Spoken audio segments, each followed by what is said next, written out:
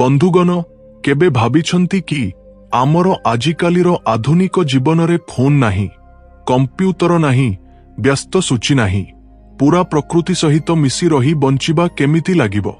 एमिति एक अद्भुत उदाहरण हेउछंती हर्जा लोकमाने। एमाने तांजानिया देशर विख्यात लेक आयासी ग्लेक एयासी ह्रदर चारिपाखरे रहुथांती हजार हजार वर्षर पुरुणा आदिवासी। एमाने एजाए शिकार करी संग्रह करी बंचुछंती। एमानंको जीवनशैली बहुत सरल, किंतु ता भितरे लुचिछि अपार शक्ति और स्वाधीनता। आसंतु आजी एमानंको दैनिक जीवन, खाद्य, संस्कृति सबु विस्तारित भावे जानिबा। एहा आमकु एक नुआ दृष्टिकोण देव। प्रथमे देखंतु एमानंको दिन केमिति आरंभ हुए। सूर्य उदय हेला सांगे सांगे हर्जा लोकमाने सोईठारु उठी पड़ंती। प्रथम काम पुरुणा गंजेई पत्र चोबाई पीबा। एहा एमानंकर एक रीति मनकु शांत करे और सारा दिनर शक्ति दिए बोली एमाने विश्वास करंती। पुरुष और महिला उभये एहा करंती, कारण एमानंको समाजरे पुरुष महिला मध्यरे कौनसी भेदभाव नाही। तापरे शिकार पाई प्रस्तुत हुअंती। जेउ दिन जहा मिले, खरगोश हेउ बा जेब्रा, घुसुरी हेउ बा कंटा घुसुरी, मांकड़ हेउ बा हनुमान तरजंतु, ताहाकु ग्रहण करी खाद्य करिनियंती। एहा प्रकृतिर दान बोली सम्मान देखांती ओ किछि बर्बाद करंती नाही। एबे एमानंको खाद्य विषयरे कहिबा। हर्जा लोकमाने मुख्यतः प्रकृतिरु संग्रह करा जिनिस उपरे निर्भर करंती।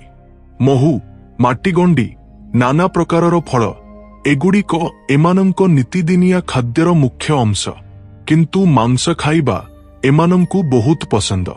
ऋतु अनुजाई ग्रीष्म बा शीतरे विभिन्न जंतु शिकार करंती, जेमिति मांकड़, हरिण, छेली, जेब्रा, खरगोश, घुसुरी, कंटा घुसुरी आदिर मांस। जेउ दिन जहा सहजरे मिले ताहा सेदिनर खाद्य। रोसेई बहुत सरल। अधिकांश समयरे मांसकु सीधा नियारे झांजी खांती, सद और पुष्टिरे भरपूर। केतेबेले सिझाई मध्य खांती, विशेष करी मांकड़ बा घुसुरी मांसर सूप, गछर मूल आदि।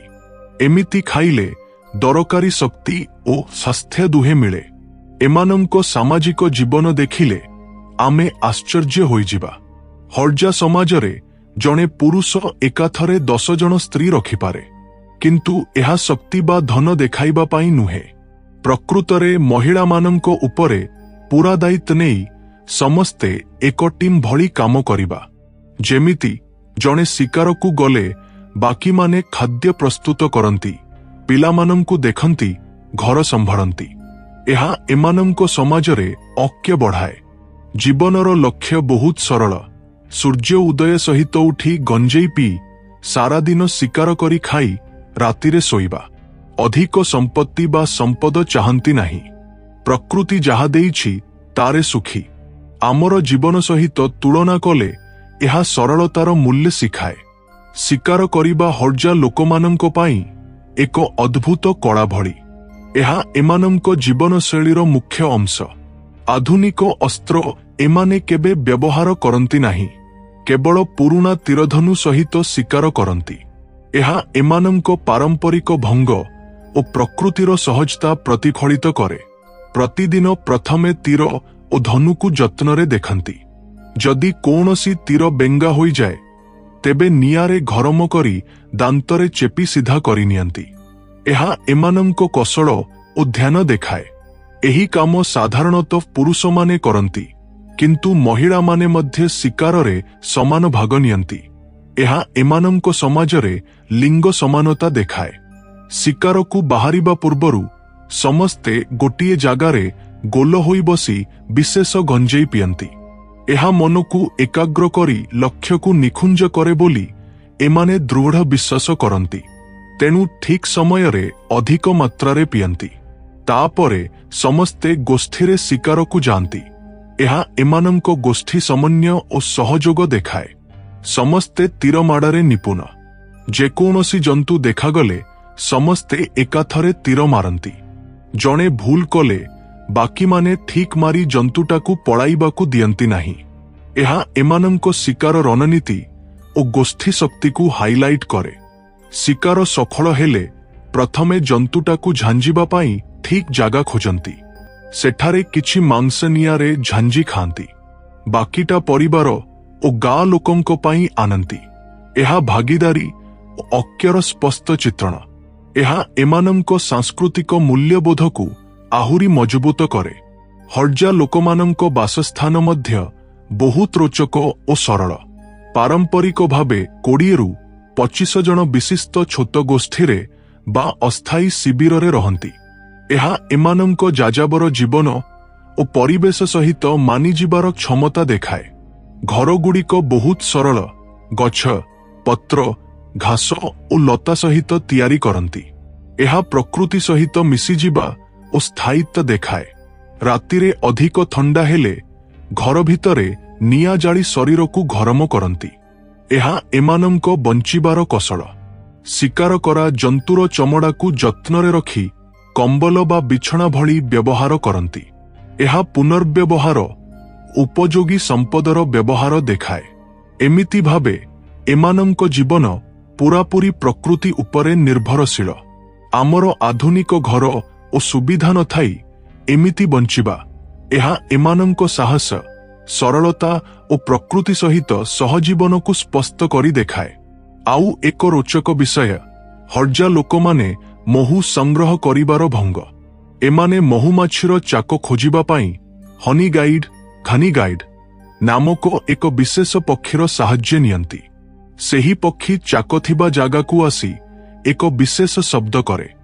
ସେହି ସଂକେତ ଶୁଣି ଏମାନଙ୍କ ମଧ୍ୟରୁ ଜଣେ ଗଛରେ କାନ ଲଗାଇ ଭିତରେ ଚାକ ଅଛି କି ନାହିଁ ନିଶ୍ଚିତ କରେ।